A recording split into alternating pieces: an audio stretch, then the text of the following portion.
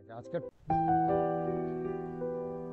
আর new, যেটা নিউকে বলা হয় রিডিউসড মাস। এই যে দেখো লেখা আছে নিউ মানে হচ্ছে রিডিউসড মাস। রিডিউসড মাস মানে কেমন? রিডিউস মানে যদি কার্বন আর অক্সিজেন বন্ড থাকে তাহলে mass of carbon into mass of oxygen by mass of carbon plus mass of oxygen, এইভাবে রিডিউসড মাসকে ক্যালকুলেশন করতে পারি। স্যার এটা হুক ল থেকে আসছে না? একদম হুকস ল, রাইট, হুকস ল থেকে এসছে। কিন্তু আমরা যেহেতু ফিজিক্যালে ঢুকছি না তার জন্য আমি এতটি এখানে বলতে চাইছি না। আমাদের শুধু এটুকু জানলেই হবে, wave number of a stretching frequency depends on two factors, one is force constant, another is reduced mass। ঠিক আছে, এইটাকে কাজে লাগিয়ে আমরা দেখব। তা আমরা কি দেখলাম? স্ট্রেচিং ফ্রিকোয়েন্সির মান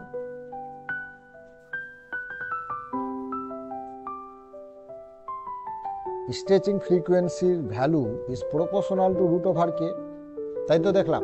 is proportional to root over k মানে is proportional to force constant.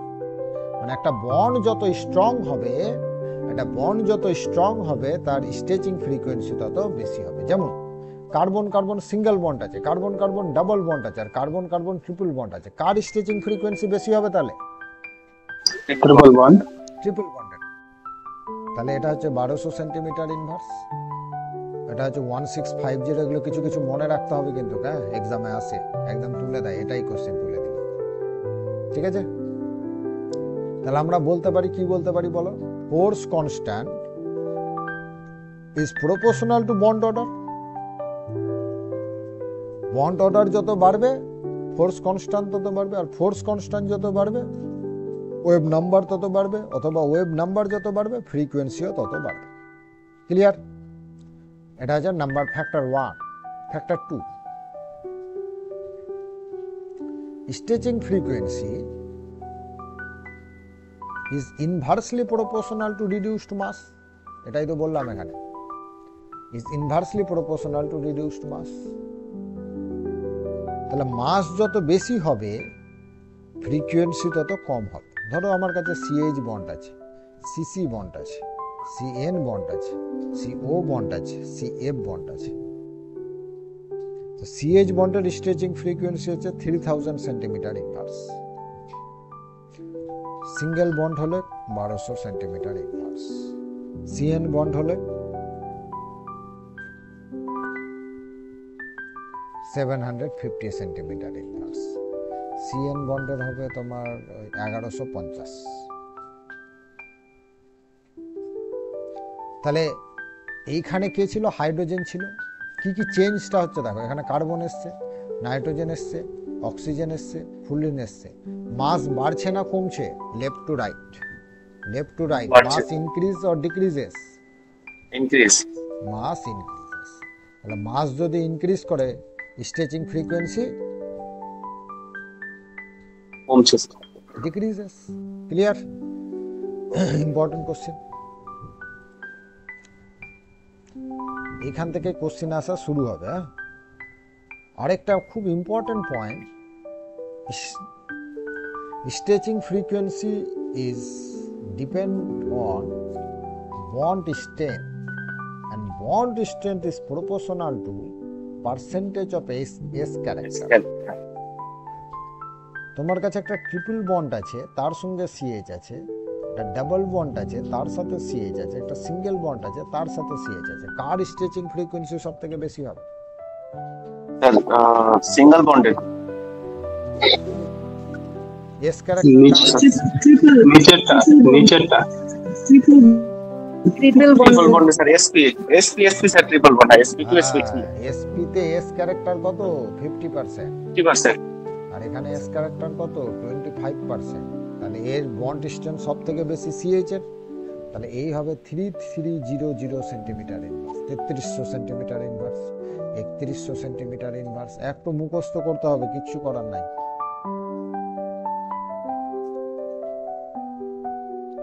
এগুলো খুব কমন আর কি, আসতেই পারে পরীক্ষাতে। হ্যাঁ,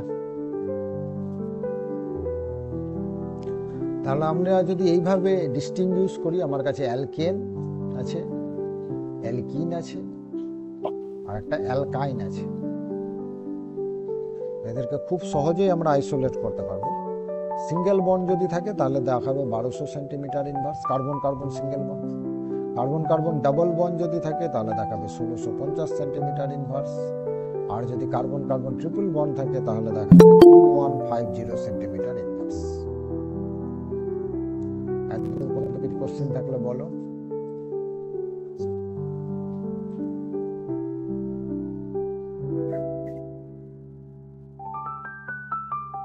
স্যার বলো।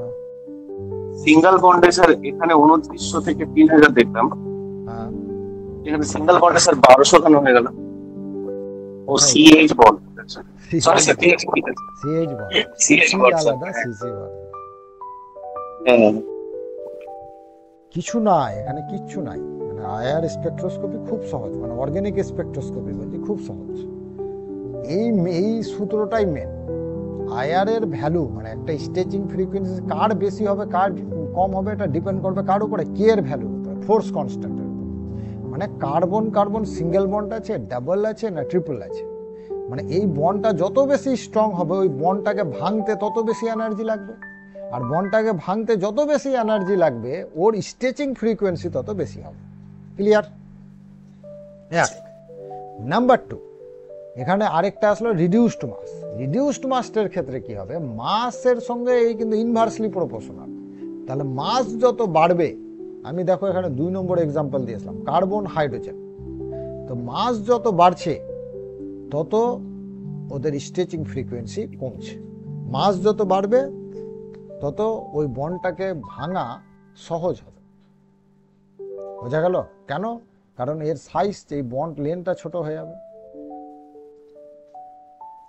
তাহলে এইভাবে আমরা অ্যালকেন, অ্যালকিন, অ্যালকাইন এই তিনটাকে আইসোলেট করতে পারবো আয়ার স্পেকট্রোস্কোপিকে ইউজ করে। ক্লিয়ার?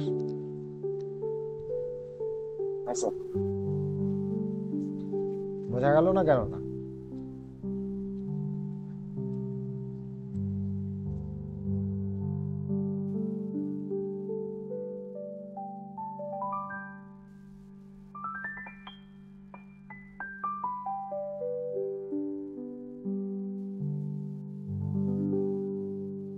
এরপরে দেখো আমি এখানে একটা টেবিল যোগ করেছি, তাহলে এর উপরে বেস করে এই টেবিলটাকে যদি আমরা দেখি তাহলে দেখো আমি এটাই পড়ালাম। অ্যালকেনের ক্ষেত্রে কেমন পিক পাবো, অ্যালকিনে কেমন পাবো, অ্যালকাইনে কেমন পাবো, অ্যারোমেটিক সিএইচ বন্ড থাকলে কেমন পিক পাবো, এনএইচ থাকলে এই অ্যালকিন বললাম, অ্যালকাইন বললাম, সিএন বললাম, সি ট্রিপল বন্ড এন বললাম। ইম্পর্টেন্ট হচ্ছে এইটা হলো সব থেকে বেশি ইম্পর্টেন্ট। কোনটা বললাম, এই যে এটা এই পার্সেন্টেজ অফ বেস ক্যারেক্টারটা এখন পর্যন্ত যা পড়ালাম তার মধ্যে সব থেকে বেশি। এখানে একটা সুন্দর করে টেবিল দেওয়া আছে, যেখানে দেওয়া আছে কি কোন রেঞ্জে আমরা 2 রকমের ভাইব্রেশন হয়, একটা হচ্ছে স্ট্রেচিং আর একটা হচ্ছে বেন্ডিং। আমরা মেইনলি ফোকাস করব স্ট্রেচিং এর উপরে। স্ট্রেচিং এ দেখো ওয়েট, এনএইচ এই ধরনের বন্ড যদি থাকে তাহলে সব থেকে বেশি মানে হাইয়েস্ট ফ্রিকোয়েন্সিতে আমরা পাবো। ঠিক আছে?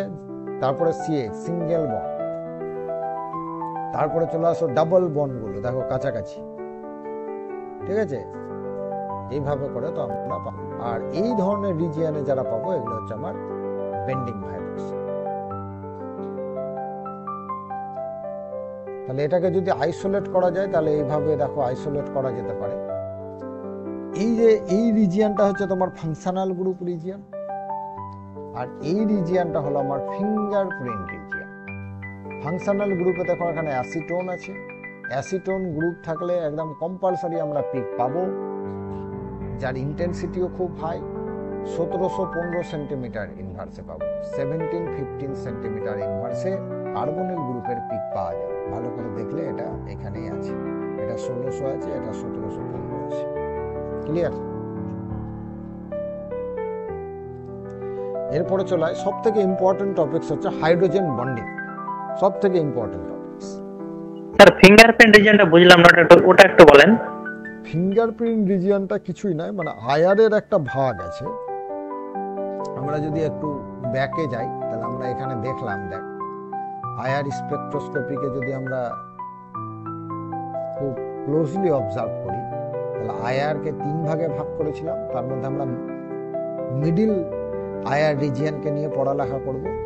মিডিল আয়ার রিজিয়নকে আবার দুভাগে ভাগ করা হয়েছে, তার মধ্যে একটা হচ্ছে ফিঙ্গারপ্রিন্ট রিজিয়ন আর একটা হচ্ছে functional group region.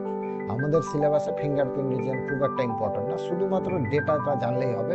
667 two 1500 centimetre ইনভার্সের মধ্যে যেটা পাবো সেটা হচ্ছে ফিঙ্গারপ্রিন্ট রিজিয়ন, আর 1500 থেকে 4000-এর মধ্যে যেটা পাবো সেটা হচ্ছে আমার functional group region.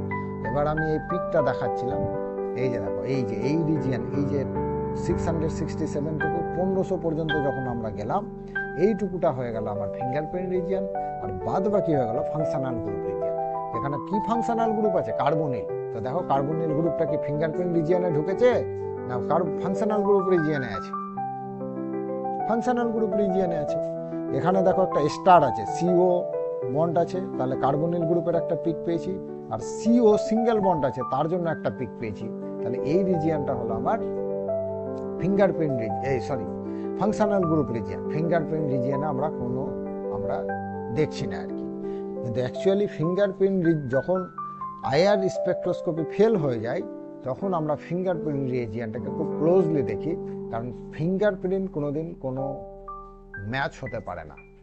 Functional group region match হতে পারে দুটো মলিকুলার, বাট ফিঙ্গারপ্রিন্ট রিজিয়ন কোনোদিন ম্যাচ হবে না।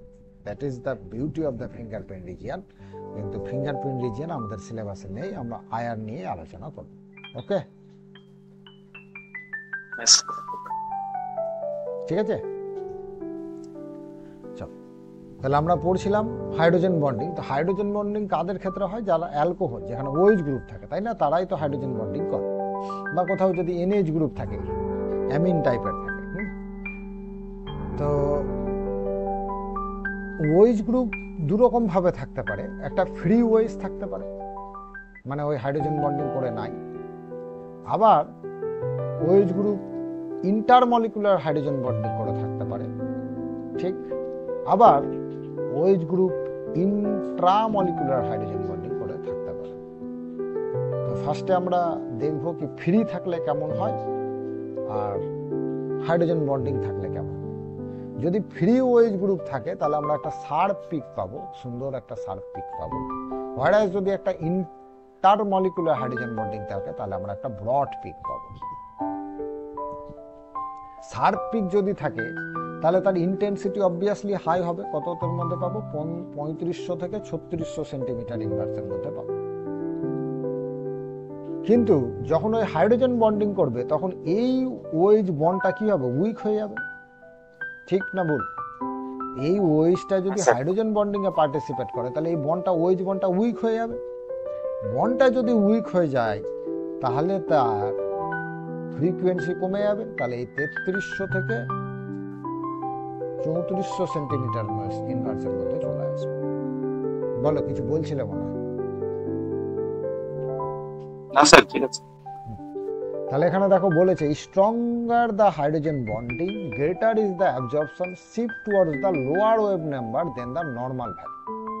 Intermolecular hydrogen bonds give rise to broad bands and intramolecular hydrogen bonds are sharp and well defined. এটাই বললাম, ঠিক আছে। Intramolecular hydrogen bonds are concentration dependent. On dilution, the intensity of such bond decreases and finally disappears. যখন আমরা এই বন্ডটাকে যখন intermolecular hydrogen bond হবে তখন ব্রড পিক পাবো, আর যখন ইন্ট্রা হবে তখন এই রিজিয়নের মধ্যেই আমরা একটা শার্প পিক পাবো, পেলাম। এবার যত বেশি ডাইলিউট করব দেখা যাবে এই বন্ডটা আস্তে আস্তে এইভাবে হচ্ছে। আরো যদি ডাইলিউট করি তাহলে আস্তে আস্তে কি হবে? এই ইন্টারমলিকুলার হাইড্রোজেন বন্ডিংটা ভাঙতে থাকবে আর এটা শার্প পিকে কনভার্ট হয়ে যাবে। তাহলে ডাইলিউশন এফেক্ট কে দেখাবে? ইন্টার না ইন্ট্রা? ইন্টার। ইন্টার, এটাই কোশ্চেন ইম্পর্টেন্ট এখানে। এই 3 নম্বর পয়েন্টটা খুব important. Intermolecular hydrogen bonds are concentration dependent. On dilution, the intensity of such bond decreases and finally disappears. And intramolecular hydrogen bonding are independent of concentration. Same effect in case of the NH. দরকার নাই, NH দরকার নাই, শুধু OH পড়লেই হবে তাদের। তাহলে যদি নন পোলার সলভেন্ট থাকে যেমন কার্বন ডাইসালফাইড, CCl4 আর ইউজড বিকজ সাম সলভেন্টস, যাদের ক্ষেত্রে আবার হিউজ মানে ব্রড আমরা যদি ওয়েজ ব্যান্ড পাই, আমি যদি না পেতে চাই তাহলে ওইখানে আমরা কি করব, আমরা নন পোলার সলভেন্ট ইউজ করব, তাহলে ওই ইন্টারমলিকুলার হাইড্রোজেন বন্ডিংটা আমরা কম পাবো। আর যত মানে শার্প পিক পাবো, আমার অবজারভেশন করার মানে রেজাল্টটা তত ভালো আর কি। মানে যত শার্প পিক পাবো, যত ব্রড পিক পাবো, তত মিস হওয়ার চান্সটা বেশি। স্যার একটা পয়েন্ট একবার বলুন না। বলো বলো। ওই ইন্টারের ক্ষেত্রে যেটা ডাইলিউশন এফেক্ট শো করে, ওখানে ইন্টেন্সিটিটা ডিক্রিজ করবে স্যার। হ্যাঁ ইন্টেন্সিটিটা, হ্যাঁ এই যে ইন্টেন্সিটিটা, এই যে দেখো, এই যখন আমরা এই যে এটা ব্রড ছিল, ভালো করে দেখো, এটা ব্রড ছিল, ব্রড করে এটাকে আমি হালকা ডাইলুট করলাম, তো দেখো এই যে এটা যতটা নেমেছিল এটা কিন্তু আস্তে করে এই পিকটাই দুটো পিকে ভাঙছে। তাহলে এই পিকটাই যদি দুটো পিকে ভাঙে তাহলে এইরকম একটা তৈরি হচ্ছে, তার একটা হাফ তৈরি হচ্ছে এরকম, তাই তো? হ্যাঁ বোঝা গেল? হ্যাঁ স্যার। হ্যাঁ, আবার ডাইলুট করছি, তখন কি হচ্ছে, দুটো আর থাকছেই না আর কি, ব্রড পিকই থাকছে না, একদম শার্প পিক হয়। স্যার ইন্টেন্সিটি ডিক্রিজ করবে, তার মানে ই বেড়ে যাবে স্যার, ওয়েভ নাম্বার। ইন্টেন্সিটির সঙ্গে ওয়েভ নাম্বারের মানে ফ্রিকোয়েন্সি বাড়ছে না কিন্তু। ইন্টেন্সিটি বাড়া মানে কি, ইন্টেন্সিটি বাড়া মানে একটা পিক ধর এরকম আছে তাহলে হাই ইন্টেন্স, আর একটা পিক এইভাবে আছে লো ইন্টেন্স। আচ্ছা বুঝা গেল? আর দুটো জিনিস আলাদা। হ্যাঁ হ্যাঁ। ইন্টেন্সিটি ডিপেন্ড করে ট্রানজিশন প্রবাবিলিটির উপর, বলেছিলাম আগে। এরপর চলাই ইলেকট্রোমেরিক এফেক্ট, মানে একটা কার্বনিল গ্রুপ আছে, এটা একদম pure carbonyl group, aceto, pure carbon.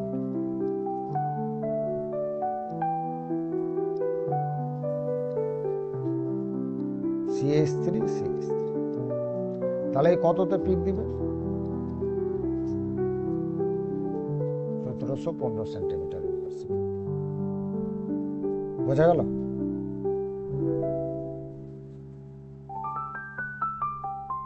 ঠিক আছে। হ্যাঁ স্যার। এইবার মুখস্থ করতে হবে। হ্যাঁ এই যে 1715 সেন্টিমিটার ইনভার্স বলেন, এরকম ডেটাগুলো প্রত্যেকটার মুখস্থ করতে হবে। মুখস্থ না, অ্যাকচুয়ালি কার্বনিলের ডেটাটা মনে রাখতে 1750, তো যেহেতু CH3 দুটো গ্রুপ রয়েছে তার জন্য একটু কমবে। 1715।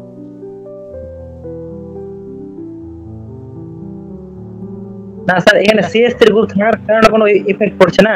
হ্যাঁ বলবো, ওটা বলবো, দেখ না এইবার দেখ। স্যার এই ভ্যালুটা কোথায় কোথায় 1720 লেখা থাকছে কার্বনিল।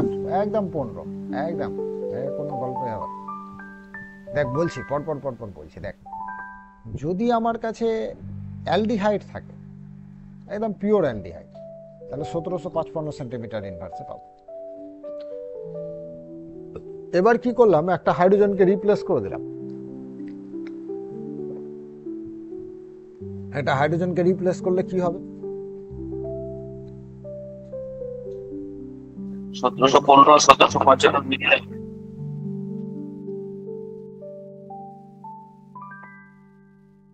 তাহলে এটা হয়ে যাবে 1735 centimetre. This is the inductive effect. আমরা যখন একটা অ্যালকাইল গ্রুপ দিয়ে দিলাম, একটা প্লাস আই এফেক্ট যখন চলে আসলো, তখন কি হলো, এই কার্বনের ইলেকট্রন ডেনসিটি বেড়ে গেল, তাহলে এই বন্ডটা এখানে চলে গেল, তাহলে এইখানে যে ডাবল বন্ড ক্যারেক্টার ছিল ওটা সিঙ্গেল, কিছুটা হলেও সিঙ্গেল বন্ড ক্যারেক্টার হয়ে গেল। ঠিক আছে, এই সিঙ্গেল বন্ড ক্যারেক্টার হলে এবার আমার কাছে যদি একটা ডাবল বন্ড থাকে আর একটা সিঙ্গেল বন্ড থাকে, কোন বন্ডটাকে ভাঙা সহজ? সিঙ্গেল বন্ডটাকে। সিঙ্গেল বন্ড, তার যেই বন্ডটাকে ভাঙা সহজ তার স্ট্রেচিং ফ্রিকোয়েন্সি কম, আর এখানে পিওর কার্বনিল বন্ড আছে, কার্বন অক্সিজেন ডাবল বন্ড আছে, তার জন্য এটা স্ট্রং বন্ড, তাহলে এর স্ট্রেচিং ফ্রিকোয়েন্সি সব থেকে বেশি। তাহলে যত বেশি অ্যালকাইল গ্রুপ দেব ইন্ডাকটিভ এফেক্ট অনুযায়ী তাদের স্ট্রেচিং ফ্রিকোয়েন্সি কমছে। This is the effect of inductive effect. বোঝা গেল? স্যার এখানে কোশ্চেন ছিল একটা, বল। ওই যে মানে CH3 গ্রুপটা আছে তার জন্য আমরা বুঝতে পারছি কি ওই ওই বন্ডটা উইক হচ্ছে, তার জন্যই মানে প্রভাবটা পড়ছে। কিন্তু আমরা যদি মানে মনে করি যখন তুলনা করব তখন বুঝতে পারবো কি তার ইফেক্টটা মানে কমছে। 1755 সেন্টিমিটার ইনভার্স থেকে 1735 সেন্টিমিটার ইনভার্স হলো, এটা বুঝতে পারছি। কিন্তু এক্সাক্ট মানে 1735 এটা ডেটাটা স্যার মনে রাখতে হবে, আমি এটাই বলতে চাইছি। কিছু কিছু ফার্স্টেই বলেছে তো মনে রাখা ভালো। আমার যেমন মুখস্থ আছে, একদম পাতি কথা বলছি, হুম, আহ, আমার মুখস্থ ঠিক আছে। আছে স্যার। আমার গোটা কার্বনিল গ্রুপের ডেটাই মুখস্থ আছে, বলবো দেখ, ঠিক আছে? তাহলে ইন্ডাকটিভ এফেক্ট বুঝে গেলি, এখানে ওটা বলা আছে আমার। এরপর চলো মেসোমেরিক এফেক্ট। মেসোমেরিক এফেক্টের ক্ষেত্রে দেখ, মেসোমেরিক এফেক্ট দেখাবে কখন? যখন কনজুগেশন থাকে। হ্যাঁ, কনজুগেশনে যখন চলে আসবে, রাইট। মেসোমেরিক এফেক্টটা হলো এরকম, এটা থেকে আমি ভালো উদাহরণ দিচ্ছি। অ্যাসিটোন তোর দেখায়, এটা আমরা তো জেনে গেছি এখন 1715 সেন্টিমিটার ইনভার্সে দিকে। আমি কি করলাম, এই মিথাইল গ্রুপটা সরিয়ে এখানে একটা ডাবল বন্ড দিলাম, তাহলে এখানে একটা রেজোনেন্স হবে, হবে তো?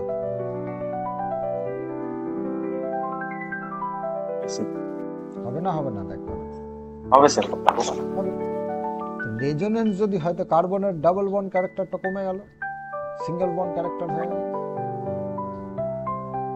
তাহলে এখানে যেটা আমরা পিক পাবো এখন, সেটা পাবো 1690 সেন্টিমিটার। তাহলে ইন্ডাকটিভ এফেক্টে যতটা বেশি সিঙ্গেল বন্ড ক্যারেক্টার বানাচ্ছিল, কনজুগেশন এফেক্টে অনেক বেশি করছে,